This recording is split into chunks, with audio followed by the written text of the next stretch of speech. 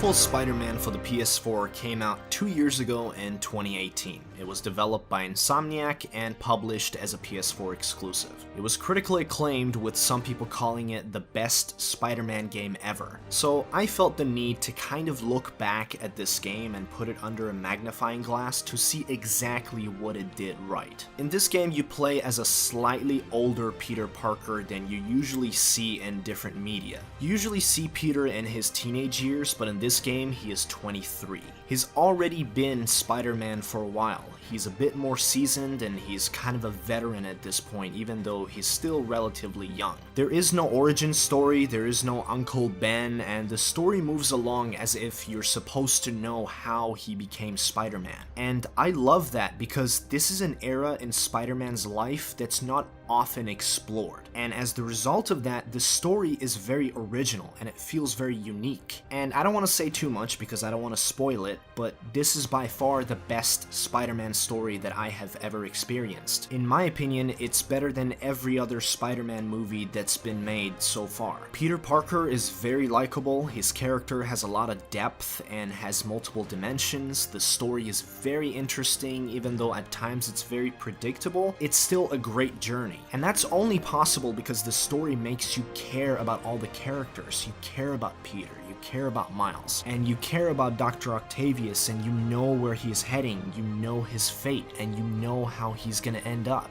And you feel sorry for him when you see his downfall because the writers take their time and develop the characters and flesh them out. You spend a lot of time in Dr. Octavius's lab helping him out and acting as his protege, and Peter really looks up to him and admires him, and as the player, even though you know what's gonna happen to him, you can't help but like him because he's such a great character. Now, one problem I've always had with Spider-Man movies, and actually superhero movies in general, is that the side characters that surround the main protagonist can sometimes feel disposable and bland. And this game doesn't have that problem at all. You have Mary Jane as Peter's love interest, and she's not bland. And that's all I ask for in a love interest for the superhero, is to just not be bland. That's all I want. She's interesting enough, and you play as her in a few missions so she doesn't feel entirely useless. The only problem I have with her character is that at some point in the story she talks about why she broke up with Peter, and apparently the reason why she broke up with him is because he treated her like a child. And she says things like, "You always wanted me to sit tight and not do anything dangerous, and you treated me like a baby, blah blah blah." And that's really stupid for her to say that, because she is reckless and she constantly gets into trouble. She unnecessarily puts herself in dangerous situations just so she can get some info for a story that she has to write for the Daily Bugle or something. So her track record is really bad, and for her to blame Peter for wanting to protect her is just really dumb. That's the only thing in the entire story that bothered me. Everything else was great. Now, when it comes to the villains, they took a somewhat lesser known Spider-Man villain, Mr. Negative, and they elevated him to another level, and they did a lot with him. He gets a lot of screen time, and that could potentially be a problem, but they do such a good job of fleshing him out and giving him an interesting backstory that he doesn't feel like a character that's being shoved down your throat. There's a genuine internal conflict within him, and much like Dr. Octavius, he lets his anger and his rage get the better of him. The relationships between the different characters is another intriguing factor in the story. Peter's relationship with Mary Jane, Miles, Dr. Octavius, Aunt May, and Martin Lee are all very interesting. The rivalry between Dr. Octavius and Norman Osborn is interesting too. And it's fun to see these characters cross paths and affect each other on an emotional level and impact each other's decisions. Now, one thing I have to mention is how good this game looks, and not just the facial animations, but standing on top of a building looking at the city, it looks amazing. And you can see pretty much the entire city. And I'm impressed at how all the textures render so smoothly. And on top of that, just walking through the city as Spider-Man, it feels very immersive because the city is so alive. You have people talking about you and sometimes talking to you, and I love how some of the people start talking shit to you, like some random pedestrian says something like, "Spider-Man, we don't want you.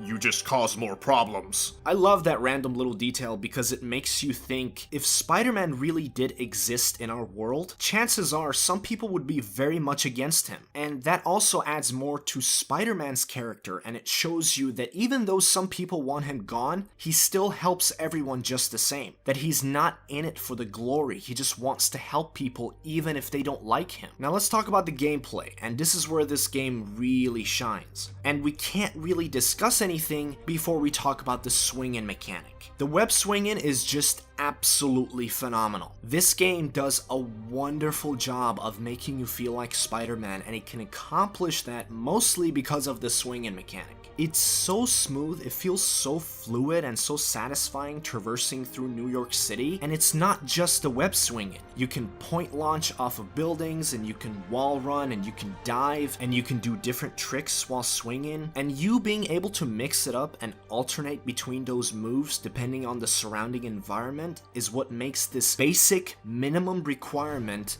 that is movement such a joyful experience, and that is simply impressive. Now let's talk about the combat system. Now when you're just watching the combat sequences, it feels like it's nothing but button mashing. And there is button mashing involved, but to an extent. The combat system is actually a lot more complicated than it seems. You have a lot of different moves, and while it mostly consists of pressing a combination of square and triangle, there's still a lot of variety. Now you can simply just launch every single opponent in the air and punch them until they're finished, and you can have a lot of success with that. You can finish the game just using that simple strategy, but the combat is at its absolute best when you use your gadgets. The gadgets in this game are a lot of fun. They add a lot of variety to the combat system, and they keep it fresh and interesting. And that's not only because they're so much fun, but because some gadgets are very effective against some enemies, but are useless against others. So this creates an interesting gameplay dynamic where you have to decide which gadgets to use depending on the type of enemies that you're facing. For example, in the later parts of the game, you're introduced to Sable agents, and these are by far the most difficult enemy type to deal with. If you want to beat them in hand-to-hand combat without using anything else, you're gonna have a miserable time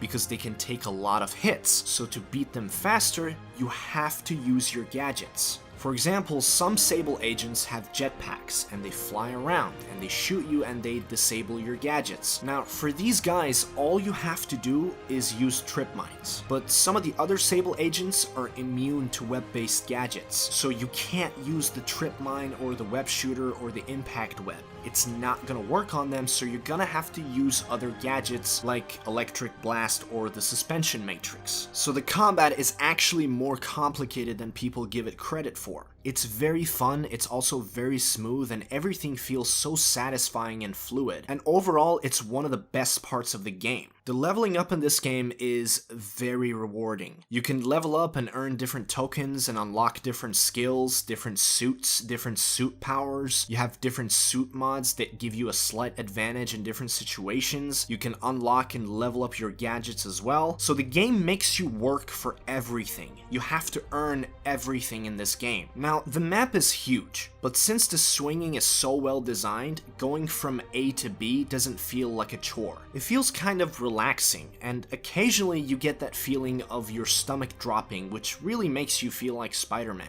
But even though traveling between different parts of the map doesn't feel bad, the game still does a lot to try to keep you engaged. The map is sprinkled with different side missions and small tasks for you to do, and every now and then there's gonna be a crime happening somewhere nearby, and you can go there and beat up some criminals or find a kidnapping victim or something along those lines. And doing all the side tasks doesn't feel overwhelming. One, because the swinging is really good in this game, and two, because within every type of side quest there's still some level of variety. For example, not every research station mission is the same, and not every Taskmaster challenge is the same, and that prevents these missions from getting repetitive. And three, you're not given all the side tasks at one time. As you move forward in the story, the game keeps introducing new types of side challenges that you can do, so it doesn't feed you everything at once, and that's great, because you don't want to do everything in the beginning of the game and then for the rest of the game you have nothing else to do. The game does a really good job of constantly engaging you by giving you something to do all the time. Another thing about the gameplay that I have to praise is the flow and the pacing of the game. Insomniac have done a great job of designing the game in a way that it doesn't feel like you're doing too much of one thing for too long. They knew exactly when to switch up the gameplay,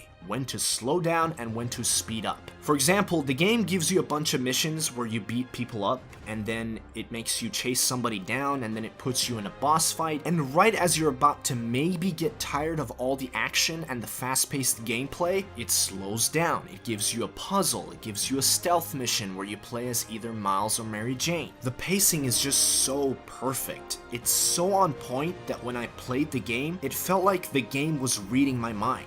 It knows exactly when and where to slow down, and in a game like this, where there's a lot of fast-paced action sequences involved, you need those slower, calmer moments to provide some balance and some variety to the game. I do have a very small issue with the gameplay. I didn't find the stealth missions where you're not able to take out enemies particularly fun. There's just not a lot of interesting choices for you to make. All you're doing is sneaking past a bunch of soldiers who lack peripheral vision but have dog levels of hearing. The ones where you can knock people out are better, but I'm still not a fan of these missions, and maybe it's just me and my personal preference. Maybe I just don't like stealth missions in general, but compared to the rest of the game, these missions just felt lackluster. Overall, Marvel's Spider-Man for the PS4 is an amazing game. A great story, beautiful graphics, a fluid combat system, a smooth swinging mechanic, and flawless pacing makes this game one of, if not the best Spider-Man game that has ever been made. That is gonna do it for today's video. I hope you enjoyed it. If you did, make sure to drop a like, subscribe if you're new, and I'll see you in the next one. Peace.